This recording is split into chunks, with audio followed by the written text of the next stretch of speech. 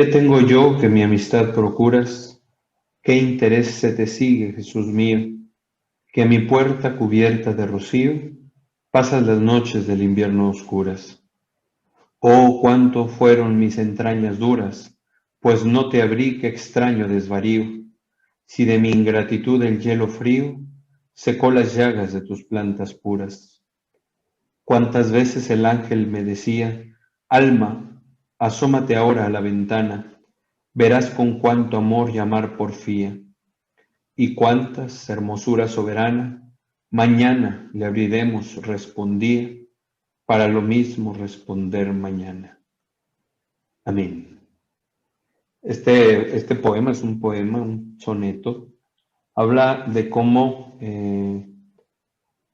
hay un interés que Dios persigue de llamarme, de pretender el Señor que yo esté en su presencia, que yo le conozca, que yo le ame. Y es algo que cuando nos ponemos a meditar, verdaderamente nos supera y nos supera con mucho, ¿no? El Salmo 8 que dice, Señor, ¿qué es el hombre para que te acuerdes de él? El ser humano para darle poder. Y entonces a veces perdemos esta capacidad de admiración sobre la maravillosa obra de redención que Dios ha hecho por cada uno de nosotros. Sobre todo quienes hemos nacido y crecido en un ambiente cristiano, entiéndase católico, tenemos como una normalización, un habituarnos que de alguna manera le roba la espontaneidad, riqueza, novedad al cristianismo. No digo que sea malo nacer en un hogar cristiano, pero a veces quienes nacimos así ya no nos sorprende la novedad del cristianismo, porque el cristianismo tiene un elemento siempre nuevo, siempre hay novedad, no en cuanto que cambie la doctrina de siempre, no en cuanto que cambie la exigencia moral de siempre, sino que es tan vasto el conocimiento, o el conocimiento, sí, el conocimiento que podemos tener en Dios sobre lo que Dios mismo ha revelado, sobre lo que la iglesia ha meditado, ha profundizado, que realmente es una riqueza inagotable, inagotable, pero no lo alcanzamos a valorar. Y entonces cuando nos habituamos, cuando estamos acostumbrados, nos hemos dejado arrebatar la novedad, mmm, tenemos como un desencanto. Y lo malo no es eso, no es que no queramos seguir aprendiendo, que no queramos seguir avanzando. ¿Dónde viene la tragedia? Que está en juego esta vida, pero sobre todo está en juego la eternidad. Pensamos que basta con rechazar un pensamiento para que tal cosa no suceda. No sé, por ejemplo, cuando notamos que algo anda mal en la salud, en la cuestión de la salud, ¿cuántas veces preferimos ignorar la enfermedad en lugar de ir cuanto antes a saber qué tengo y cómo combatirlo, cómo resolverlo, ¿no? Y nos hacemos la absurda ilusión de que ignorando voy a estar tranquilo. Y no es así, no es así. Es directamente la realidad. Lo mejor que puedo hacer con la realidad es reconciliarme con ella. Quiero decir, conocer la realidad, porque hay un concepto muy interesante que es el concepto de verdad. Concepto de verdad. ¿Y qué es verdad? Adecuación de la inteligencia con la realidad. Aquí está la realidad, aquí está mi inteligencia. Mi inteligencia se tiene que adaptar, adecuar a la realidad. Y entonces, porque si la realidad es así y mi inteligencia queda así, eso significa que no hay una adecuación, es decir, mi inteligencia se resiste a captar, a reconocer, a acercarse a la realidad, pero la realidad finalmente termina por imponerse, ¿no? Ha habido corrientes filosóficas, una muy marcada en algún tiempo, pero muy presente en el tiempo actual, que se llama escepticismo.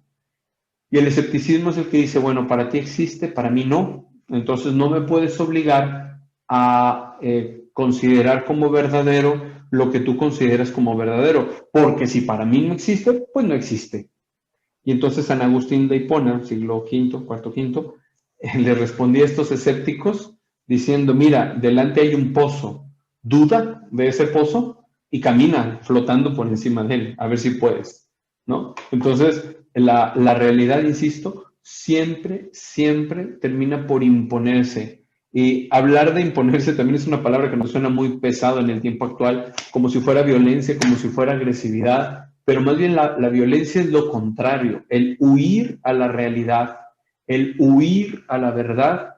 Ese es el escape falso, esa es la violencia que finalmente nos hará chocar, porque, no sé, luego nos resistimos, pero es más doloroso el confrontarnos directamente con la realidad.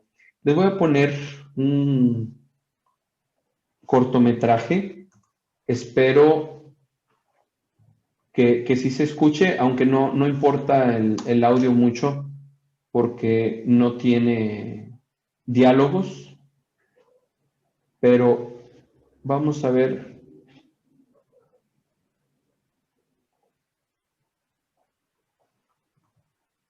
Ok, me van a decir si se escucha ahorita que empiece, ¿verdad?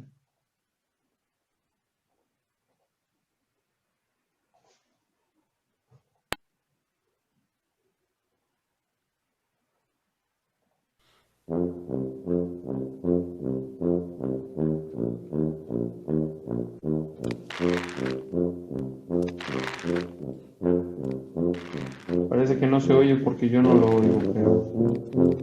Ustedes sí lo oyen, nada más tiene una musiquita de fondo. Pongan atención a lo que hace este personaje. Es muy interesante.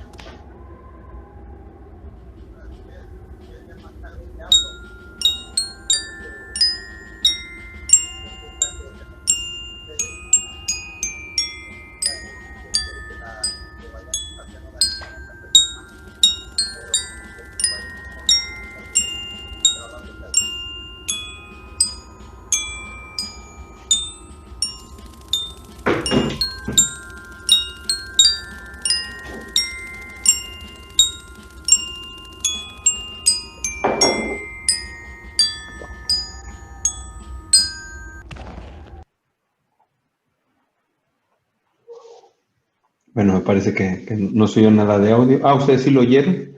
Pues a mí no me dejó oírlo. Pero bueno, ya lo he visto muchas veces. Está interesante, ¿verdad? El cortometraje se llama Kiwi Bird, pájaro kiwi. Esos pájaros sí existieron, no sé si siguen existiendo, pero la característica particular es que no tienen plumas. Y entonces aquí este personaje, ¿cuál era el deseo que él tenía? Entonces, su deseo era volar, ¿no? Y entonces, ¿qué decide hacer? Decide hacer todo para volar. La pregunta es, ¿voló o no voló?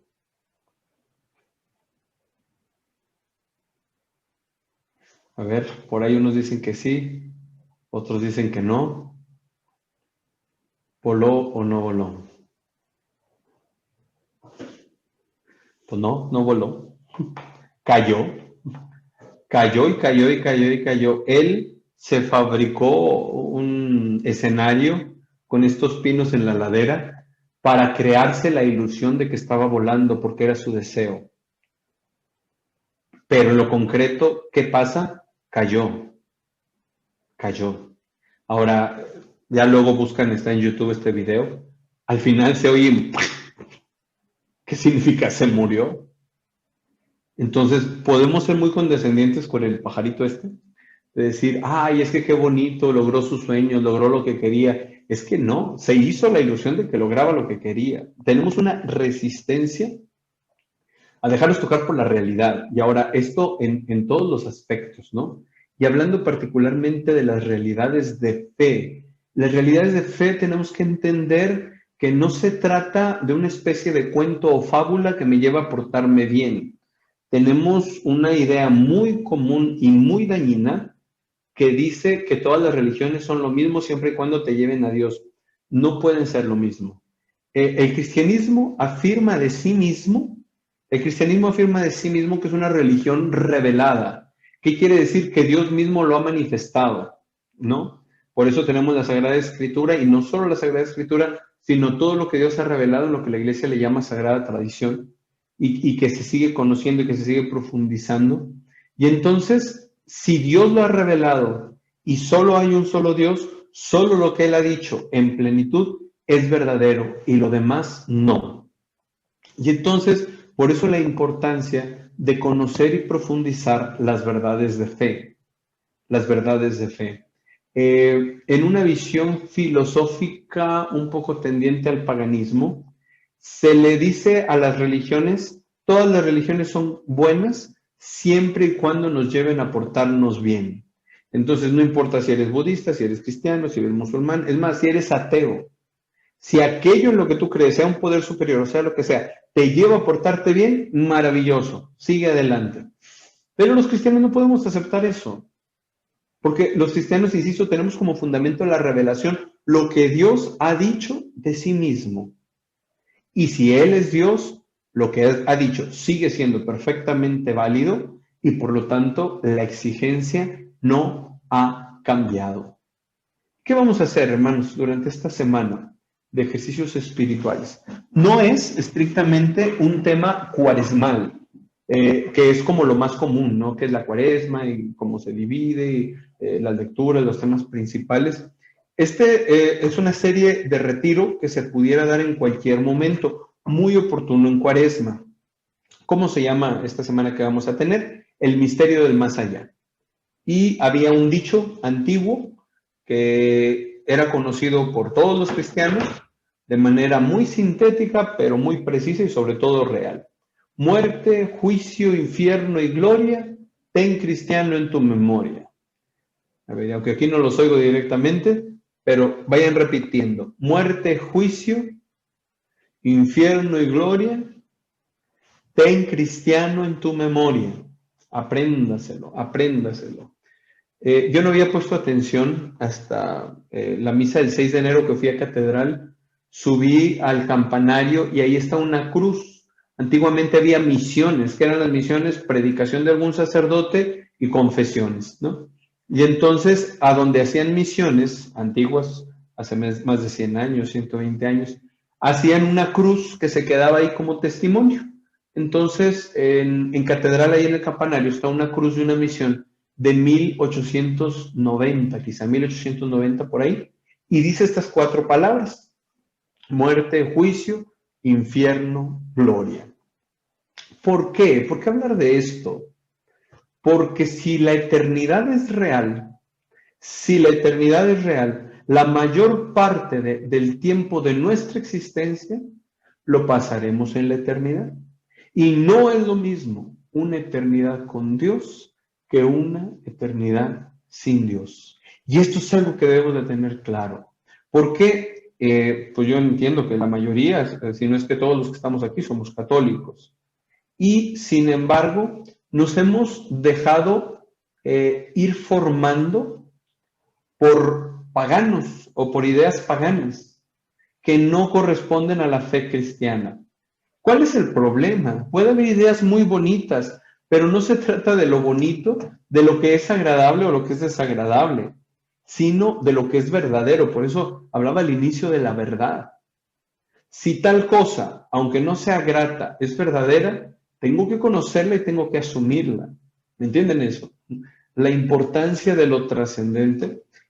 Una cosa de la que siempre hablo para ejemplificar esto que estoy diciendo es un vicio muy malo desde la fe católica de lo que se ha venido distorsionando estos temas que trataremos durante la semana.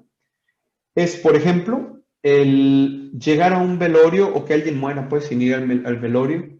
¿Y cuál es la frase más común que decimos? Ya está en el cielo, ya está con Dios, ya es un angelito, y ninguna de esas cosas es verdadera. Por lo menos no tenemos la certeza total de que sea verdadera. Porque, por ejemplo, hablando de la virtud de la esperanza es la seguridad que tenemos en cuanto a Dios, según su promesa y la obra de redención por él ya realizada, de llegar a la vida eterna. Ahora, es una certeza en cuanto a Dios, no es una certeza en cuanto a mí. ¿Qué quiere decir? Todo está en orden, todo está hecho por Dios, pero yo tengo que tener una disposición mínima para poder entonces acceder a la eternidad con Él. Pongo un ejemplo quizá muy burdo, pero si yo, no sé, estaban cerrados los puentes para Estados Unidos por lo de la pandemia, y entonces de repente dice el gobierno de Estados Unidos, quedan abiertos los puentes nuevamente, hay acceso en las fronteras. Y yo digo, qué bien, ya tengo acceso, ya puedo pasar. Y resulta que así sin revisar nada, se me ocurre ir para pasar la frontera y al llegar allá me doy cuenta que o visa o pasaporte están vencidos. Entonces, no significa que se haya cerrado la frontera, pero significa que mis disposiciones no estaban todas completas. ¿Se entiende el ejemplo que quiero dar? Entonces, si yo estoy hablando de una eternidad en Dios, del cielo, en cuanto a Dios, debo tener la certeza, pero en cuanto a mí, me reservo. Salvo por una revelación especial de Dios o el discernimiento profundísimo y claro de la iglesia, sabremos que alguien ya está en el cielo e incluso en el infierno, aunque esto es más restringido.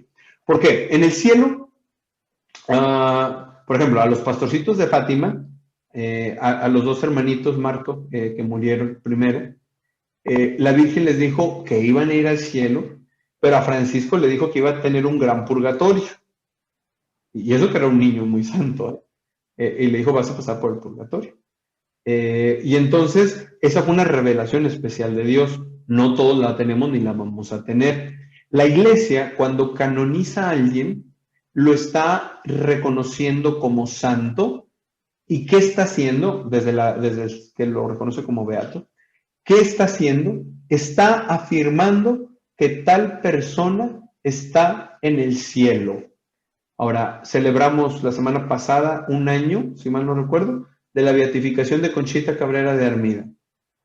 Ella murió en 1936 y apenas el año pasado la iglesia se atrevió a afirmar que ella estaba en el cielo, habiendo llevado una vida santa, habiendo muerto en fama de santidad, habiendo fundado una familia religiosa y varias comunidades religiosas, habiendo tenido unos escritos maravillosos, profundísimos, siendo una mujer extraordinaria. La iglesia se tardó todos estos años para atreverse a afirmar que ya estaba en el cielo. Entonces, decir en el cielo es decir que la persona es santa, porque en la carta a los Hebreos dice, sin santidad nadie verá al Señor. Entonces, ¿quién entra en el cielo? Solo, única y exclusivamente los santos. Los santos. Y no estamos hablando de solo los santos canonizados, no, los que están en el calendario de la iglesia y los tenemos en una imagen, no solo ellos. Sería como reducir y casi despreciar la obra de redención hecha por Jesucristo, ¿no? Pero claro que no todos vamos a aparecer en la lista de los santos, y lo importante no es estar en la lista oficial de la iglesia, sino en el corazón de Dios. Pero lo que sí podemos afirmar con certeza es que al cielo, solo, única y exclusivamente, entran los santos. Ah, caray. Entonces este compadre que andaba de catarrín y andaba por ahí de corazón suelto por todos lados, y luego como andaba ebrio vienen, lo chocan y lo matan, ¿me puedo atrever a afirmar que está en el cielo?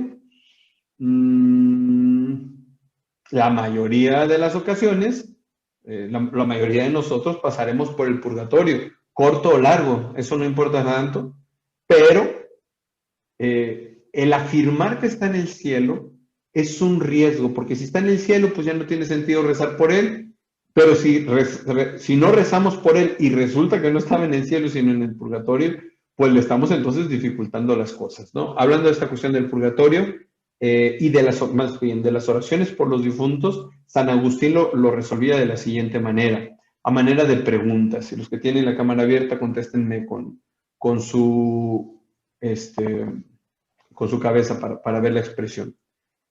Alguien que estuviera en el cielo, ¿le sirve nuestra oración? ¿Sí o no? Alguien que ya estuviera en el cielo, ¿le sirve nuestra oración? ¿Sí o no? Pues no, no le sirve. ¿Por qué? Porque ya está en el cielo. Porque ya tiene la gloria de Dios. Entonces, ¿se desperdicia? No, la oración nunca se desperdicia. En este caso sirve para la gloria de Dios. ¿A alguien que estuviera en el infierno, le sirve mi oración? ¿Sí o no? No. ¿Por qué? Porque no lo puedo poner a fuego lento, ¿ah? No existe eso. O sea, quien ya está en el infierno se estará achicharrando por la eternidad. Ya llegaremos a ese tema durante estas pláticas. Entonces, alguien que está en el infierno, mi oración no le sirve. ¿Se desperdicia? No, no se desperdicia. Sirve para consuelo de la familia. Estas son cosas que enseñó San Agustín. ¿A quién le sirve entonces mi oración? Al alma de un difunto que estuviese en el purgatorio. El purgatorio no es un infiernito, es precisamente la antesala del cielo. Ya hablaremos un poco del purgatorio en el último día. ¿Qué es? Es como solo los santos entran al cielo, digamos en otros términos, el alma tiene que estar suficientemente bella para poder comulgar con la belleza de Dios. Y entonces el purgatorio, el alma es embellecida, no sin sufrimiento. ¿Por qué? Porque el alma ahora sabe que se está privando de Dios y lo que esto significa, pero tampoco sin esperanza. De hecho, el, el purgatorio es el lugar máximo de la esperanza, me puedo atrever a decir, en razón de que todos los que están en el purgatorio saben que van al cielo con certeza, pero ya entienden que no es por mérito propio, sino por obra de Dios. Y entonces, cuando decimos ya está en el cielo, ya está en el cielo, ya está en el cielo, estamos poniendo en riesgo incluso la purificación de esta persona por estarla retrasando por andar de buena onda. Entonces es una cuestión bastante delicada, bastante. Y entonces, ¿qué es lo que cristianamente habremos de decir? ¿Qué es lo que cristianamente habremos de decir? Rezamos por su eterno descanso. Ahora, fíjense que sí lo decimos, aunque no entendemos lo que significa, porque decimos que descanse en paz, que descanse en paz. Esto está dicho en un modo que se llama subjuntivo, que habla de deseo, y aquí hago un paréntesis. Tenemos una visión muy condicionada por corrientes protestantes de hablar de la bendición, no en el modo subjuntivo, que Dios te bendiga, sino en el modo indicativo, Dios te bendice, porque nos parece como inconveniente el decirlo como deseo. Yo deseo que Dios te bendiga. Según los que hablan de esto, sería como poner en tela de juicio el que Dios quisiera bendecirte o no. Pero en la Biblia y en la tradición de la iglesia siempre se ha hablado en este modo subjuntivo, que Dios te bendiga. Y fíjese, tiene sus efectos interesantes. Cuando yo digo Dios te bendice, estoy hablando de algo que sucede entre Dios y tú. Dios te bendice. No me compromete, no me vincula de ninguna manera. En cambio, cuando yo digo que Dios te bendiga, que se habla de deseo, de posibilidad, pero sobre todo de deseo, está creando un vínculo Yo deseo que Dios te bendiga. Un vínculo entre mi persona, Dios y tu persona. Entonces, la manera correcta de decirlo es que Dios te bendiga. De igual manera, no decimos descansa en paz, sino que descanse en paz, como deseo, que descanse en paz. O, ya como ya lo decía ahorita, rezamos, pedimos a Dios por su eterno descanso. Preguntan en el chat. Entonces, ¿está mal decir que está en manos de Dios? No necesariamente, porque no es falso. No es falso. Porque está en manos de Dios. Pero ¿qué significa estar en manos de Dios? Ya mañana hablaremos, no sé si mañana o quizá pasado mañana, hablaremos del juicio. ¿Qué pasa cuando la persona muere, que es juzgada y está en manos de Dios? Pero estar en manos de Dios puede significar ir al cielo, puede significar ir al infierno, puede significar ir al purgatorio.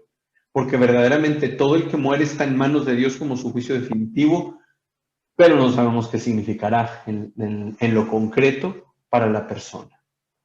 Dicen por ahí, que Dios te siga bendiciendo, pues está bien. Que Dios te siga bendiciendo, conserva el modo subjuntivo, ¿verdad?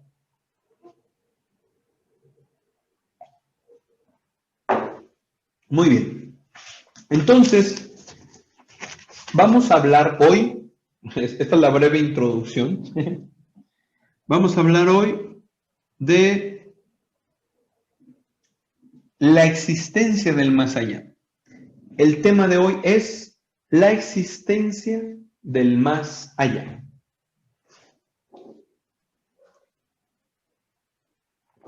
Ahora, el nombre de esta semana de reflexiones, el misterio del más allá, es tomado de unas charlas que luego se hicieron libro que dio el padre Antonio Rollo Marín, un dominico español, teólogo y predicador impresionante, impresionante. Por ahí se alcanzan a leer, ahí está el nombre, Antonio Rollo Marín. Antonio Rollo Marín.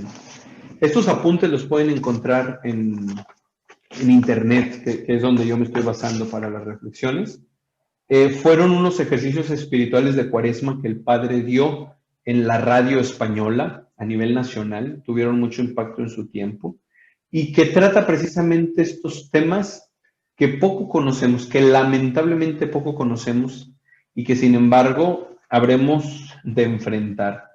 Yo no sé si algunos se dieron cuenta, en la publicidad, en la invitación en Facebook, se hicieron ahí algunas discusiones innecesarias y una de las personas que comentaba ahí decía, no hay más allá, no hay más allá, yo no sé para qué pierden el tiempo con eso. Y pues vamos a plantearnos precisamente esa cuestión.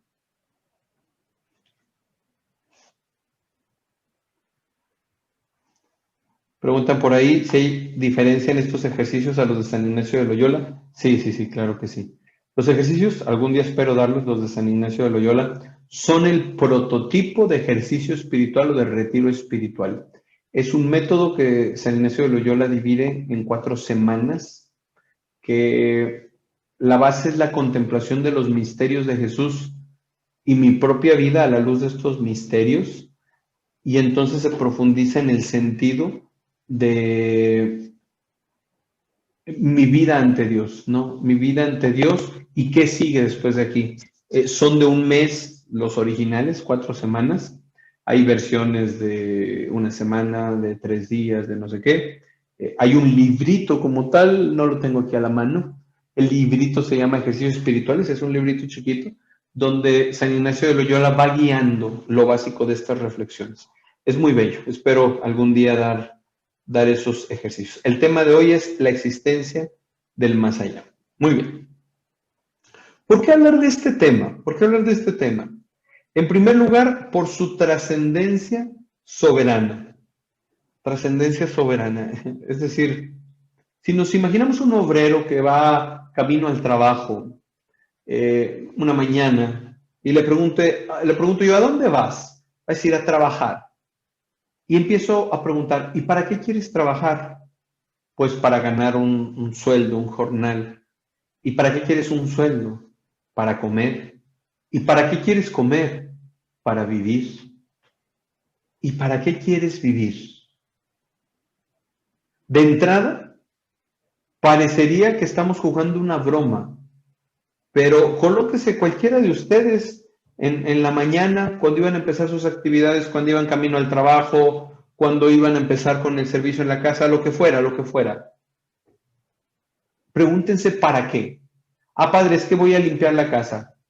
¿Para qué? Para que esté limpia. ¿Para qué? Para no enfermarnos. ¿Para qué? Para conservar la salud. ¿Para qué? Para vivir. ¿Para qué? O sea, cualquier actividad que estemos teniendo, empezamos a hacer este mismo razonamiento y siempre nos va a llevar al ¿para qué quieres vivir? ¿Para qué quieres vivir? Y entonces, esa es la pregunta que yo les voy a dejar al final, la voy a volver a repetir. Que durante el día, 4 o 5 veces, irrumpan en la actividad que estén haciendo y se planteen ¿para qué? ¿Para qué? ¿Para qué? ¿Para qué? ¿Me entienden? Este ejercicio es muy fuerte, porque nos lleva a plantearnos lo más esencial y lo más trascendente de la vida. Todo lo que hagas está bien, pero el problema fundamental es para qué vives, para qué existes y hacia dónde quieres ir. La segunda razón por la cual tocar este tema es por su enorme eficacia. Cuando nos planteamos este tema del más allá, de la existencia del más allá, nos vemos confrontados por la realidad, pero nos vemos confrontados en serio y entonces tenemos que tomarnos en serio también la propia existencia. No puedo plantearme yo el problema del más allá y seguir como que nada sucediera. Y la tercera razón es por su actualidad, porque si este tema no puede envejecer jamás, de una manera especial, en este tiempo que estamos atravesando, adquiere actualidad. ¿Por qué? Porque veamos cómo vive el mundo, ¿no? Aunque me pareció, no estoy seguro, no lo puedo decir con certeza, que la marcha feminista del día de hoy fue menos agresiva que en años anteriores. Vemos esto, cómo se está pidiendo el aborto como un derecho, cómo se está pidiendo desfigurar la imagen de familia que Dios nos dejó. Yo no sé si algunos de ustedes se han dado cuenta, hubo un joven hace unos días en la Universidad de Nueva York que publicó en sus redes sociales, en el Instagram, publicó esto: hombre es hombre, mujer es mujer, mujer no es hombre no es mujer. Y yo les pregunto, ¿esas afirmaciones son verdaderas? Claro que sí. Hombre es hombre, mujer no es hombre no es mujer. Pues a este joven le costó la expulsión de la Universidad de Nueva York el haber dicho estas palabras precisamente. ¿Por qué? Porque lo acusaron de crimen de odio, de discriminación, de fomentar la violencia y cuestiones así. Imagínense. Estamos cayendo en el absurdo de los absurdos, donde decir la verdad es una tontería y vivir como tontería se considera que es la verdad. Estamos viviendo en la inmediatez, como si es solamente esta realidad existiera y nada más. Si todas las naciones se arrodillaran ante Jesucristo y asumieran el Evangelio como modo de vida, los problemas más graves se resolverían. Por ejemplo, nos han inventado un mito de la explosión demográfica. Nos han dicho que hay tantos humanos en la Tierra, y esto muchos lo escuchamos en primaria, en secundaria, en preparatoria, hay tantos humanos en la Tierra que hay que disminuir la población. Nos bombardearon con esa idea para luego poder meter los anticonceptivos. Ahora, ¿es verdad esta idea? No, no es verdad. No es verdad. Tan así que hay regiones completas de Europa que se están quedando sin gente. Un padre, amigo de algunos de los que estamos aquí de Saltillo, padre Chuy Galeana, que está ahorita en España, dice que el pueblo donde está sirviendo está invitando a que se vaya gente de cualquier lugar a vivir ahí, porque ya se está quedando sin población. Y los niños que vienen son muy pocos, son muy, muy pocos. Y entonces no es cierto que hay una explosión demográfica como nos la planteaban. ¿Qué es lo que sí hay? Que unos pocos concentran la riqueza y concentran todos los recursos naturales y procesados y económicos y demás. Y entonces, como unos cuantos quieren demasiado, pues la gran mayoría está muy disminuida en los recursos. Entonces, ahí hay grandes abusos, grandes abusos. Ok, entonces, si viviéramos con valores cristianos, la vida tendría orden, definitivamente. Se nos ha hecho creer que la Edad Media, todo lo que tiene que ver con la iglesia y la Edad Media, que fue una etapa muy gloriosa en la iglesia, se nos ha hecho creer por la historia que fue una etapa terrible y no es así. Hay varios libros que quienes tengan oportunidad les sugiero leer. Uno de ellos se llama ¿Cómo la iglesia construyó la civilización occidental? Así se llama. ¿Cómo la iglesia construyó la civilización occidental? Les digo enseguida el autor, que no me lo sé de memoria. Thomas E. Woods, W-O-O-D-S. Thomas D. de dedo, Woods. ¿Cómo la iglesia construyó la civilización occidental?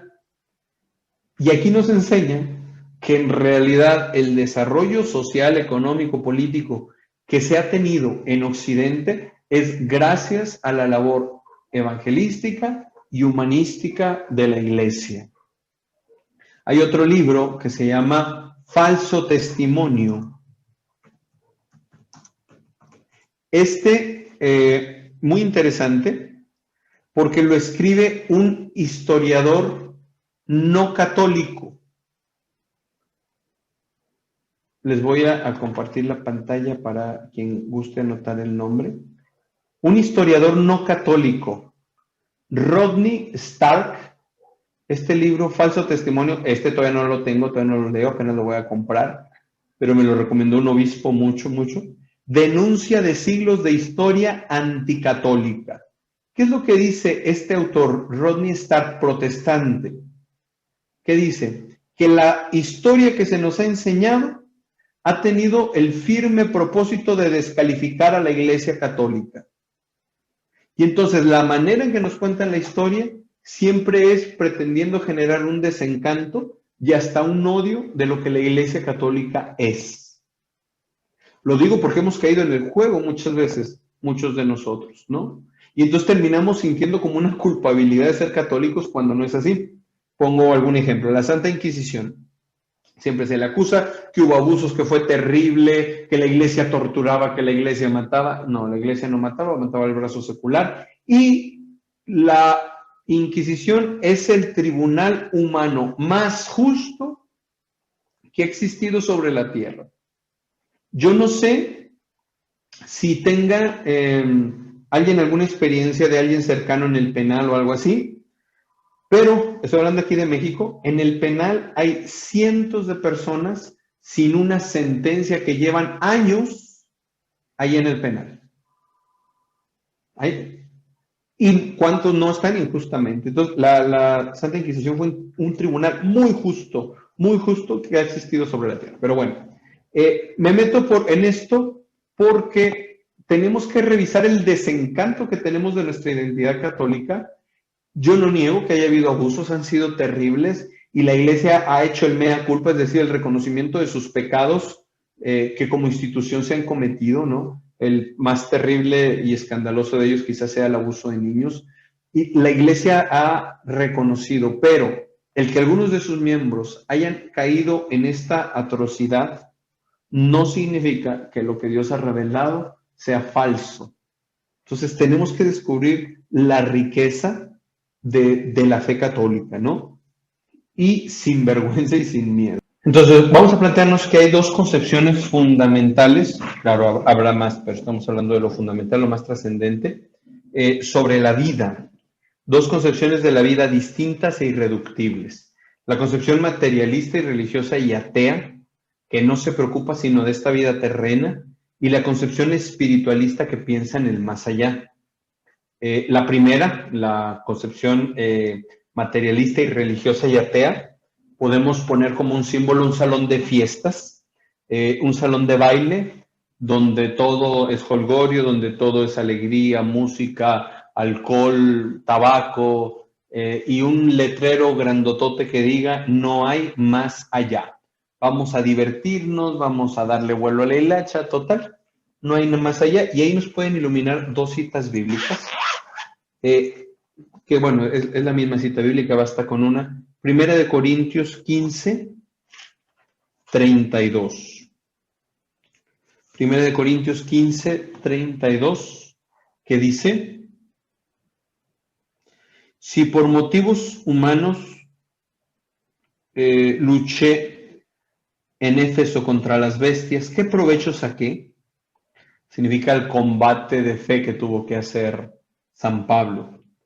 Y dice, si los muertos no resucitan, está hablando en este capítulo 15 de la resurrección, si los muertos no resucitan, comamos y bebamos que mañana moriremos. Comamos y bebamos que mañana moriremos. Palabra de Dios, te alabamos, Señor. Esta frase, comamos y bebamos que mañana moriremos, que originalmente viene en Isaías 22:13. Isaías 22:13, que dice así, pero todo fue jolgorio y alegría, degüello de bueyes y ovejas, comer carne y beber vino. Comamos y bebamos que mañana moriremos. Eso es vivir en la inmediatez, como si solo existieran el aquí y el ahora. Y claro, entonces podemos preguntarnos, ¿está malo el divertirse? Definitivamente no, no está malo el divertirse. Lo malo es divertirse o no divertirse o actuar o trabajar o cualquier acción como si no existiera un mañana y como si nuestras acciones no tuvieran consecuencias y no tuviésemos la obligación de hacernos responsables de las consecuencias de nuestras decisiones. Eso es vivir totalmente desfasados y en un riesgo bastante grave. ¿Por qué? Porque si hubiera un mañana y sobre todo si hubiera un más allá, tendremos que enfrentar las consecuencias de nuestros actos aquí. La otra concepción es la que se enfrenta con los destinos eternos, que podría tener como prototipo, como símbolo, una gran catedral que en el frontispicio dice, hay un más allá, hay un más allá. Y vamos al Evangelio de Lucas, Lucas capítulo 9, versículo 25. Lucas capítulo 9, versículo 25. ¿De qué le sirve al hombre haber ganado el mundo entero si él mismo se pierde o se arruina? Palabra del Señor. Gloria a ti, Señor Jesús. Lucas 9:25.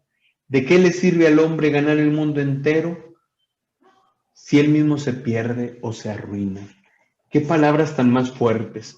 Por poner un ejemplo inmediato y por lo tanto más entendible. ¿Cuántas veces se dan discusiones en el matrimonio y alguno de los cónyuges se aferra hasta ganar? No importa si es verdadero o no. O gané porque hablé más fuerte, o gané porque fui agresivo, o gané porque infundí miedo, no sé. Pero gané. Y gano y aparece como una sensación de vacío en el corazón. Pongo el matrimonio como prototipo, pero se puede dar en cualquier otra situación. ¿Cuántas veces gané y me di cuenta que perdí, que estuve vacío, que me quedé en nada, que nada trasciende, que aquel logro, que aquel triunfo muy pronto parece derrota? Y ahí es donde nos da el sabor de qué le sirve al hombre ganar el mundo entero si se pierde a sí mismo. ¿Cuántas de nuestras acciones y nuestros proyectos están fuera de lugar. ¿Por qué? Porque hemos perdido la visión de trascendencia. No sé si tengo aquí mi pluma para escribir en la computadora, para hacerles un pequeño esquema. Sí. Les voy a hacer un esquema sencillísimo. Yo tengo fea letra y feos monos, pero nos va a ayudar a entender, espero. Aquí están. Oh, ya no tiene pila. Espérenme tantito, denme un minuto para solucionar este problema.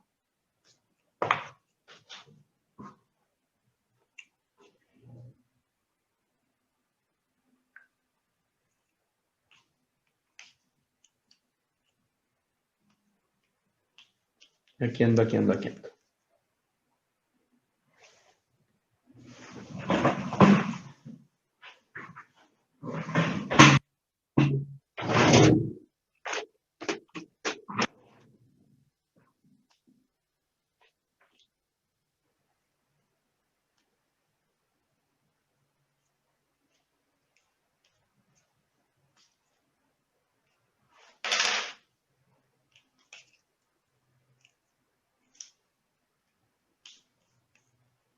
Ok, este esquema que les quiero plantear es muy simple en realidad. Y es una pregunta. Casi que es el hombre como pregunta. ¿Cuál es el fin del hombre? ¿Cuál es el fin del hombre? ¿Para qué hemos sido hechos? ¿Para qué hemos sido hechos? Y la iglesia, la fe de la iglesia siempre ha enseñado que el hombre tiene un solo fin, la eternidad, simbolizando, ¿no?, a Cristo con nosotros. El hombre tiene un solo fin, la eternidad. Entonces, o todas nuestras acciones se van alineando con este fin, o vamos a terminar, tenemos el riesgo de terminar extraviados.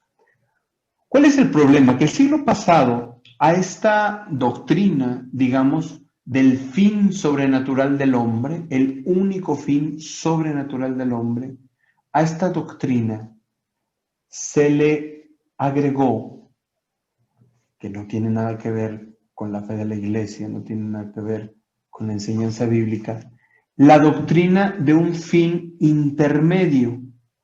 Es decir, si tú me dices que yo estoy hecho para Dios, que estoy hecho para el cielo, pero yo quiero disfrutar A, quiero disfrutar B, quiero disfrutar C, la cosa que usted quiera, la cosa que a usted se le ocurra.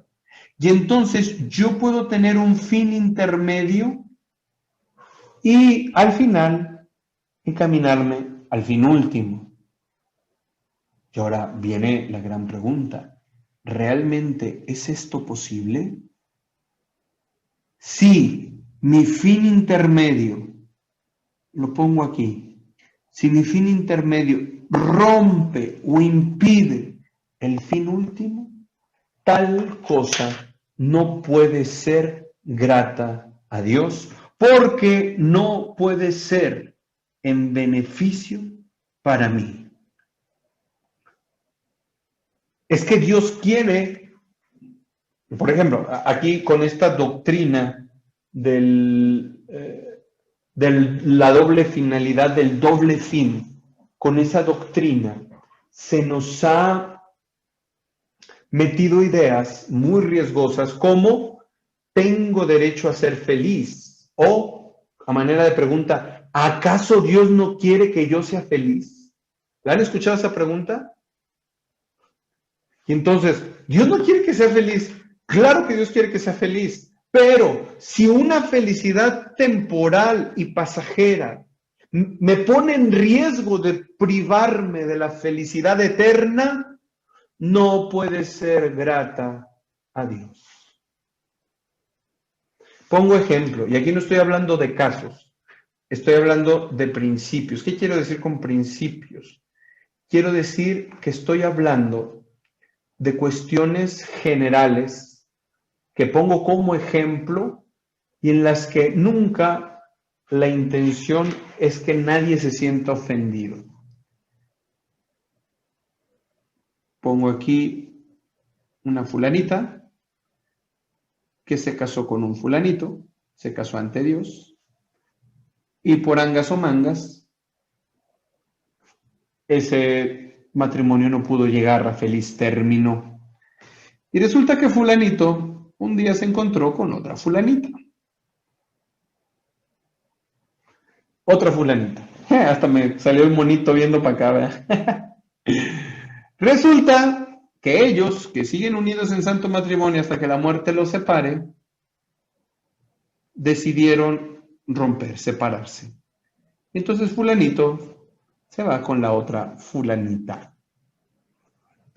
Pregunta, ¿cómo se llama objetivamente la situación en la que fulanito está? Escríbanle ahí. Adulterio, en seco, yugular, a la cabeza. ¿Cómo le decimos?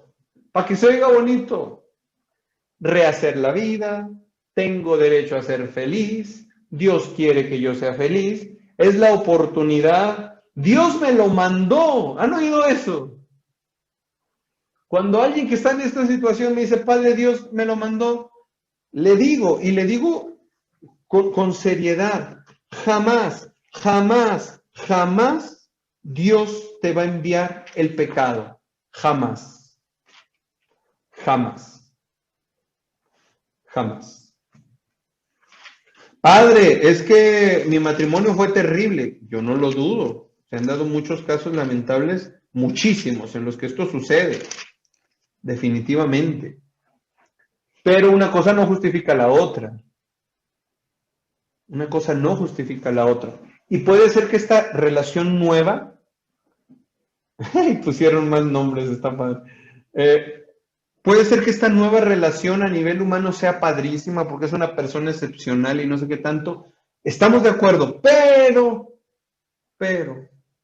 tenemos que aprender a recuperar el ver las cosas con objetividad.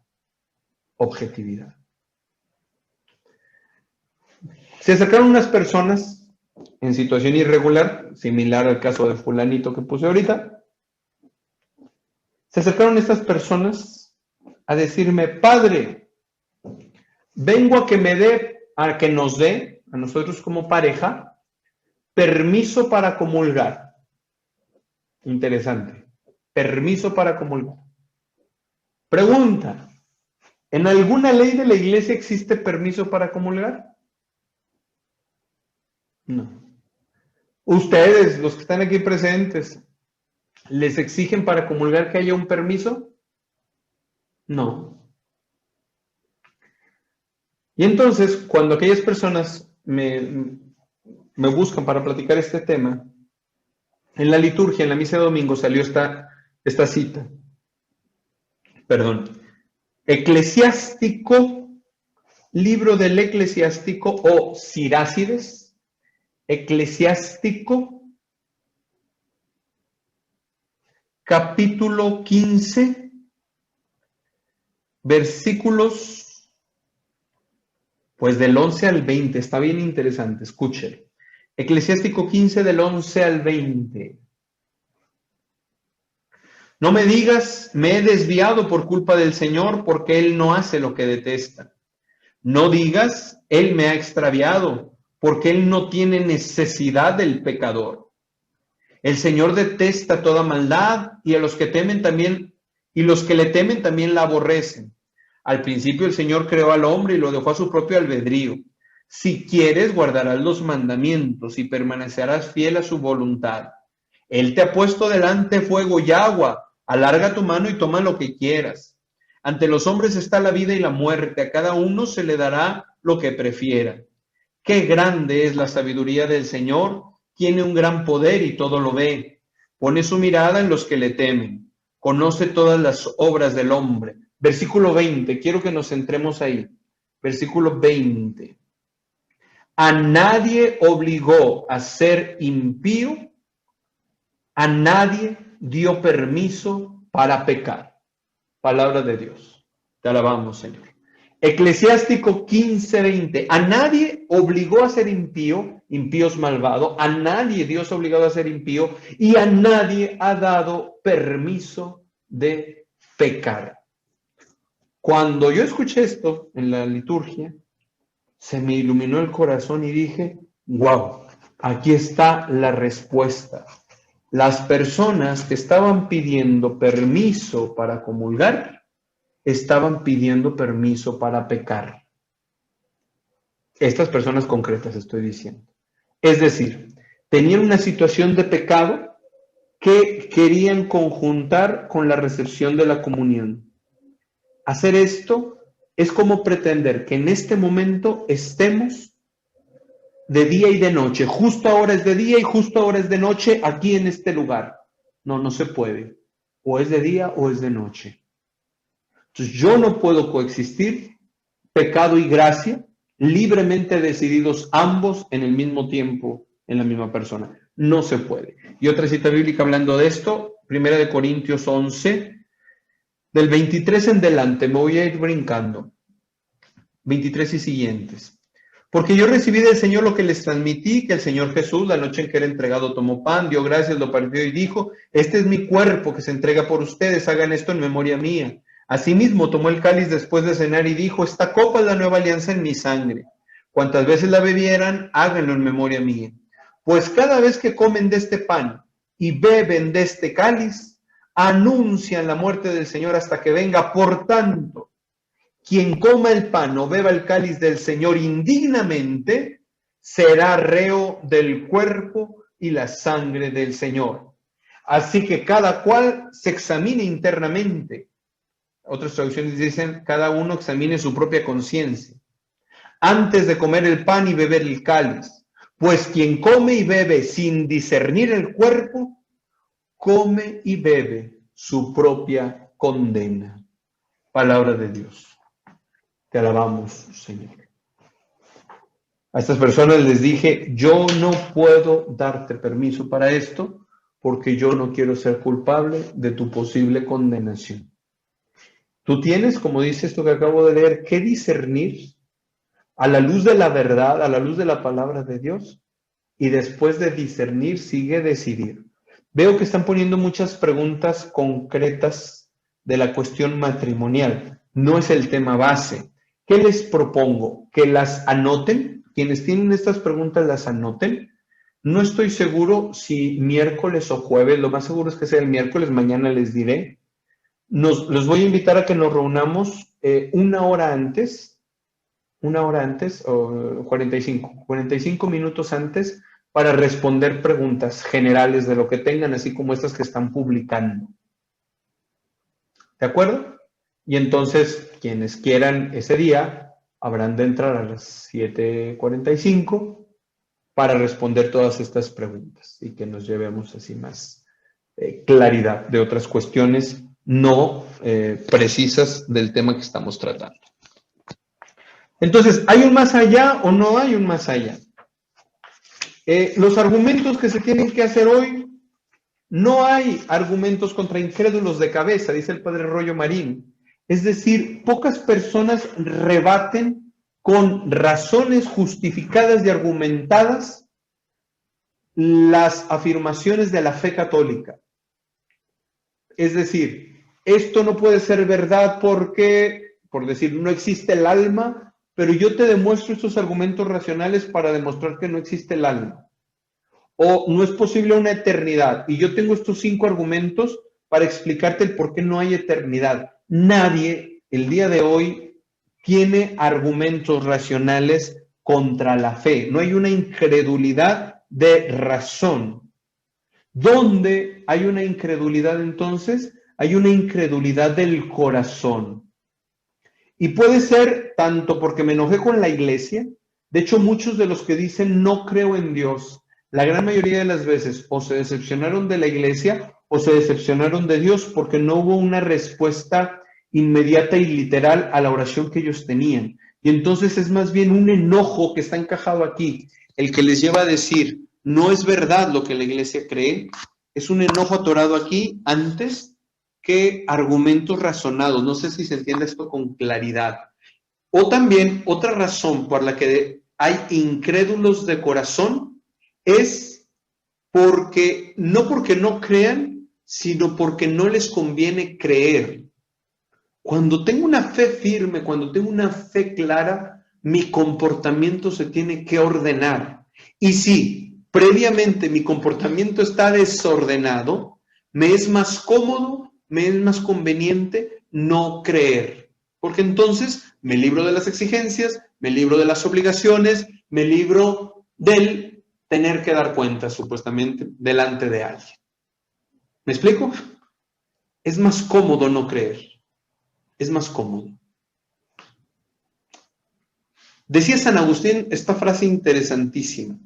Para el que quiere creer, tengo 1000 pruebas.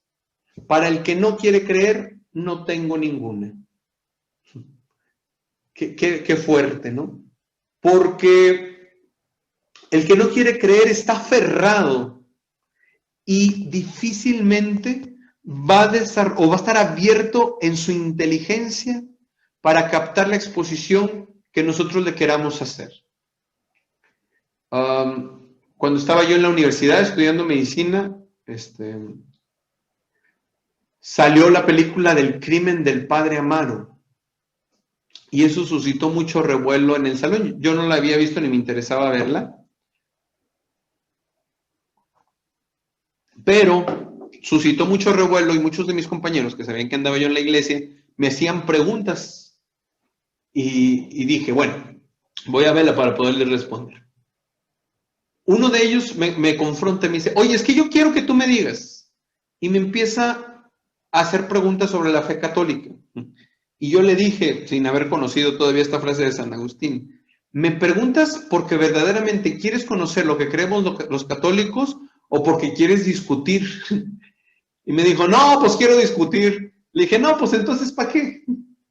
O sea, si vamos a discutir en el sentido estricto del término, para exponer argumentos y juntos llegar a la verdad, bienvenido. Pero si es discutir para gritarme cosas que tú tienes atoradas más aquí que aquí, no tiene sentido. Aunque, como quiera que ser astutos y levantar la voz, me recordaba, hablando con alguien recientemente, que una vez me invitaron a la Facultad de Leyes aquí en la ciudad, yo creo que era diácono yo, me invitaron a la Facultad de Leyes a hablar sobre el punto de vista religioso respecto a los vientres subrogados. ¿Qué es el vientre subrogado? Esta señora o no quiere o no puede embarazarse, su cuerpo no es apto o no quiere perder la figura y contrata a una mujer que le sirve de nodriza, anidando el bebé en lo que éste se desarrolla, nace y ya me lo entrega. Eso es el vientre subrogado. Y me pidieron a mí plantear el punto de vista religioso. Ahora, la iglesia cuando habla de temas de bioética no parte de la noción religiosa, siempre parte de la noción humana racional, argumentos científicos y argumentos filosóficos.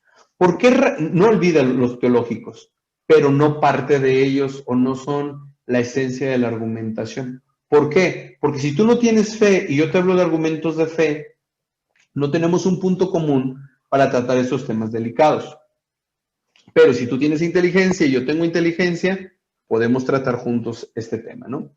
Y fue lo que yo hice, exponer a través de argumentos científicos y filosóficos, porque esto no es algo permisible. Pues bueno, tras la exposición había unos doctores en doctorado en cuestiones de leyes y cosas así, que luego me enteré que alguno de ellos era masón, y estaban muy encendidos con mi exposición. Y se paró uno de ellos, ya estaba abajo, habíamos estado en el panel primero, pero luego yo me quedé en las preguntas y me empiezan a rebatir. Y este hombre se desespera y se para y dice, es que no debemos estar hablando de Dios en este lugar, no debemos hablar de religión.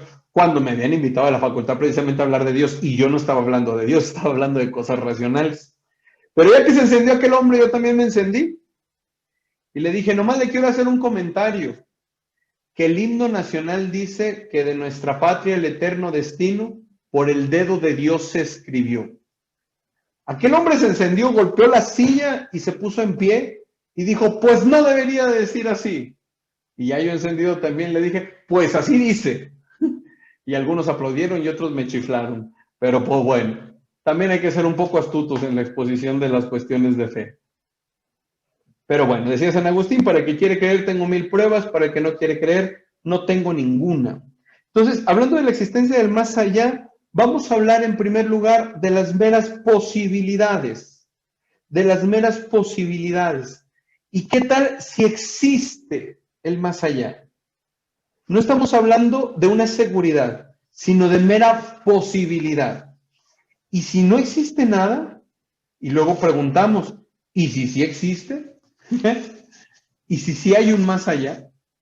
Entonces, por pura posibilidad, si no hubiera un más allá, pues nos vamos a morir y ahí se acaba todo. Eso se llama niquilismo, donde suena como casi una H. Nihilismo, niquilismo, nada. Ok, me voy a morir, no va a pasar nada, no hay problema. Pero ¿qué tal si sí hay un más allá? ¿Qué tal si terminando esta existencia me voy a topar frente al juicio de Dios? Y vamos a hablar otra vez de la mera posibilidad. Seguramente algunos de los que están tomando estos ejercicios tienen algo asegurado, me refiero a contratar un seguro, alguna realidad asegurada, o el auto, o la casa, o la salud, o la muerte, lo que sea. Bueno, el de la muerte no es buen ejemplo ahora. Si yo aseguro mi vehículo, ¿es posible que mi vehículo se accidente? Sí, como que por cierto me lo chocaron el sábado en una tienda comercial. ¿Es posible? Sí, sí es posible. Cualquier vehículo puede chocar en este mundo. ¿Es probable? Es muy poco probable. Muy poco probable. No es lo mismo posible que probable. Por ejemplo, ¿esta agua es posible que se evapore? Sí, pero está en esta botella cerrada. ¿Es probable? No, no es probable, porque aunque se pudiera evaporar como está tapada, no es probable que suceda, no tiene por dónde fugarse. Entonces, ¿es posible que mi carro lo choque? Sí, pero es muy poco probable. Pero basta el que sea posible para que yo lo asegure. ¿Me entiende el ejemplo? ¿Es posible que haya un más allá? Sí, sí es posible. Pues bastaría, no que fuera probable, sino tan solo que fuera posible el que hubiese un más allá para asegurar mi eternidad. Platica una historietita, una narración, que van saliendo dos frailes de haber pasado toda la noche en adoración de una catedral en el centro de una gran ciudad. Van rumbo al convento y cuando van de camino se topan con dos hombres que están saliendo de un prostíbulo, un lugar de mala muerte. Y aquellos hombres que venían todavía ebrios y medio entrados y bastante alegres, les dicen, tremenda pérdida de tiempo si no existe el cielo. Estaban burlando de los frailes que venían de orar y le dicen los borrachines, tremenda pérdida de tiempo si no existe el cielo. Y voltea de uno de los frailes muy tranquilo y le contesta, pero qué chasco te vas a llevar si resulta que sí existe el infierno. Chanclas. Mera posibilidad. Ante la mera posibilidad, ya tendríamos que asegurarnos. Aparte, vamos a pensar que no hubiera un más allá. Vamos a hacer el ejercicio imaginativo de olvidarnos por un momento de la verdad revelada por Dios. Simplemente posibilidad. Porque hay un más allá, me esfuerzo en portarme bien. ¿Qué habríamos perdido con vivir honradamente? ¿Qué habríamos perdido de haber hecho lo que teníamos que hacer? Nada. Y en cambio, si sí hubiera infierno, ¿qué habríamos ganado con toda aquella conducta inmoral? con tantos placeres desordenados, porque el placer no es malo, el placer no es malo, Dios lo creó, pero lo creó con un fin. Un placer desordenado que me da una satisfacción transitoria, efímera. ¿Qué gané? Como escuchamos en el Evangelio de Lucas, si pierdo mi alma, si pierdo todo para siempre. No es lo mismo una eternidad con Dios que una eternidad sin Dios. No es lo mismo. Pero ahora, a nivel filosófico, a nivel racional, podemos tener una certeza fuerte de la existencia de un más allá. Lo primero es la existencia de Dios. A la existencia de Dios no se llega solo por la fe. Puede haber una religión natural, que no significa una religión estructurada, sino una posibilidad natural por la luz de la razón de conocer a Dios. Entonces, por la existencia de Dios, que una de las cualidades que tiene, y esta cualidad también se llega por la razón, una de las cualidades que tiene Dios es que Él es eterno. Y entonces, si Dios es eterno, necesariamente hay eternidad. Y si hay eternidad, este mundo material, efímero, transitorio, dejará de existir en algún momento. Y el otro argumento es la existencia del alma. ¿Hay un alma? Sí. Hay un alma racional, pero de orden espiritual. ¿Y de dónde podemos sacar la certeza de que tenemos un alma espiritual? De que somos capaces de desarrollar ideas abstractas y universales. Por ejemplo, amor. Todos entendemos qué es el amor. Y yo no puedo decirte, tráeme un amor. No, porque es algo inmaterial. Pero si nuestro cerebro es material, no tendría capacidad en sí mismo para elaborar realidades, como lo son los pensamientos, las ideas, inmateriales. Fidelidad. No hay una cosa que yo pueda tener. Aquí está mi fidelidad. No, pero todos entendemos. Porque esta es una idea abstracta, espiritual, que solamente un elemento espiritual la puede desarrollar. El alma que todos tenemos, por eso podemos pensar, por eso podemos razonar, por eso no es lo mismo un animal que una persona, no es lo mismo. Oye, es que mira qué inteligente este pajarito, mira cómo construye el nido, pero no va a haber un solo pajarito de esa especie que diga, ah, no, yo quiero mi nido de 3 pisos con vista al mar. No existe, no puede elaborar algo así. ¿Por qué? Porque no tiene un alma espiritual. Pero bueno. Y el alma es absolutamente simple. Y el decir que es simple significa que no tiene partes. Y al no tiene partes no se puede disgregar. Y si no se disgrega, no puede morir. Cuando algo muere, vamos a pensar en un animal o en una persona, la evidencia de que muere es la descomposición.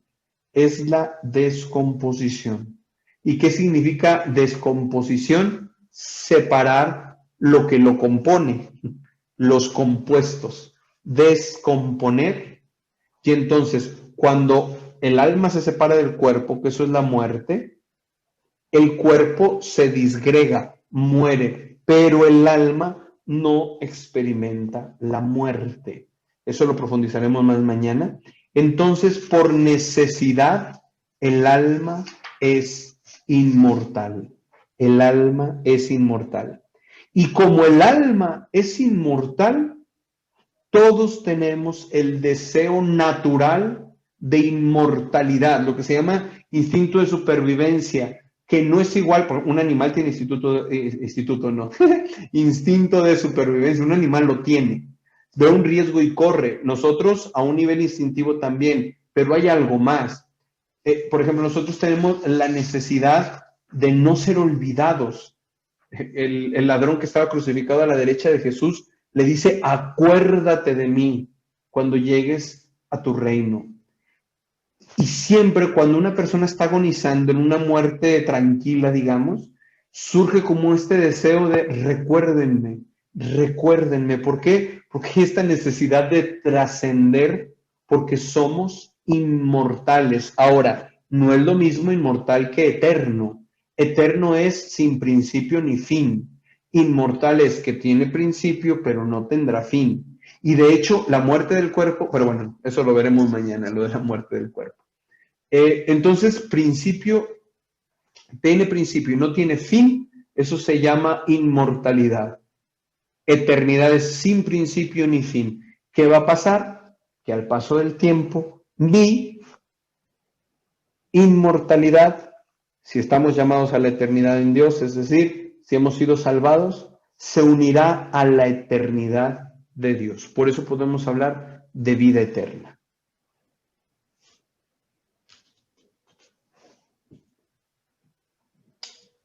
Entonces, que haya un más allá lo exige la sabiduría, porque esta tendencia que tenemos a la eternidad, a la inmortalidad, a no morir, no puede ser que poseamos una tendencia ciega que tenga como resultado el vacío o la nada. No podemos tender a la nada, tiene que haber algo que nos atraiga.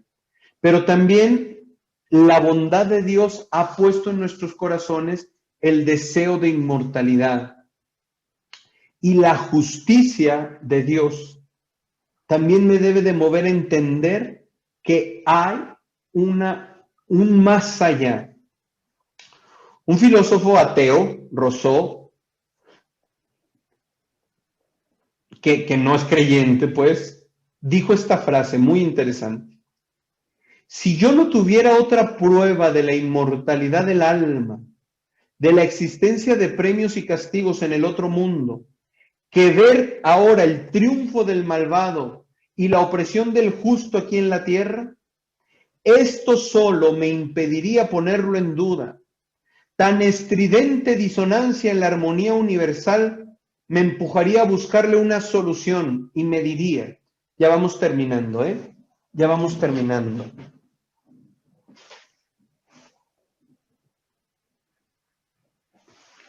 Para nosotros, dijo Rousseau, no acaba todo con la vida, todo vuelve al orden con la muerte.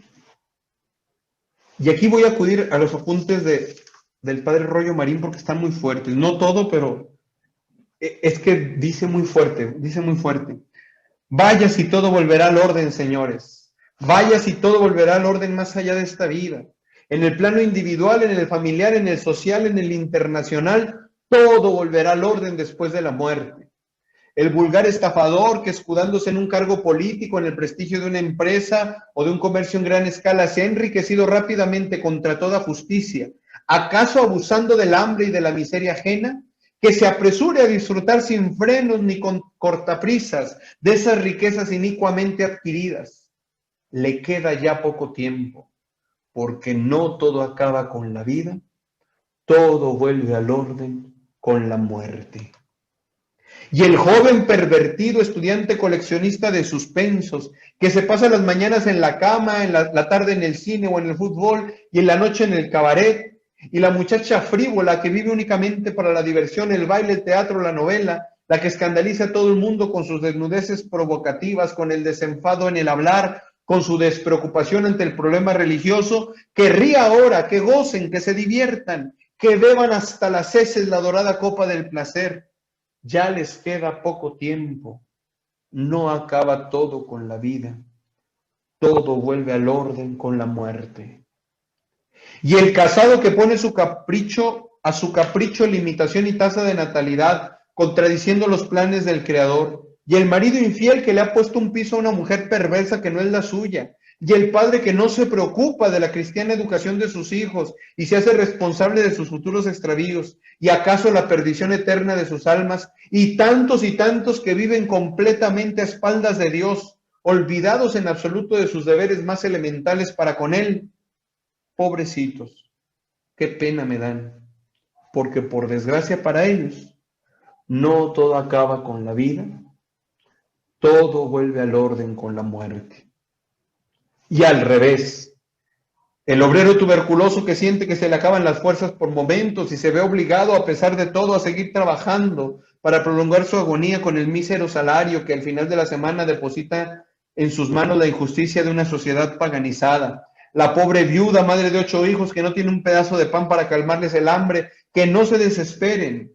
Si saben elevar sus ojos al cielo para contemplarlo a través del cristal de sus lágrimas, pronto terminará su martirio, porque no todo acaba con la vida, todo vuelve al orden con la muerte. La joven obrera, llena de privaciones y miserias y quizá calumniada y perseguida, porque no se doblegó ante la bestialidad ajena y prefiere morirse de hambre antes de mancillar el lirio inmaculado de su pureza, que tenga ánimo y fortaleza, porque para dicha y ventura suya no acaba todo con la vida, todo vuelve al orden con la muerte. Terminamos con unas citas bíblicas el día de hoy. Juan 11:25. Yo soy la resurrección y la vida. El que cree en mí, aunque muera, vivirá. Lucas 12:40. Estén pues prontos, porque a la hora que menos lo piensen, vendrá el Hijo del Hombre. Esa fue Lucas 12:40. Mateo 10:28. No tengan miedo a los que matan el cuerpo, que el alma no pueden matarla. Teman más bien aquel que puede perder el alma y el cuerpo en el infierno. Mateo 16:26. ¿Qué le aprovecha al hombre ganar el mundo entero si pierde su alma? Mateo 16:27. Porque el Hijo del Hombre ha de venir en la gloria de su Padre con sus ángeles, y entonces dará a cada uno según sus obras. Mateo 25:46. E irán estos al suplicio eterno y los justos a la vida eterna.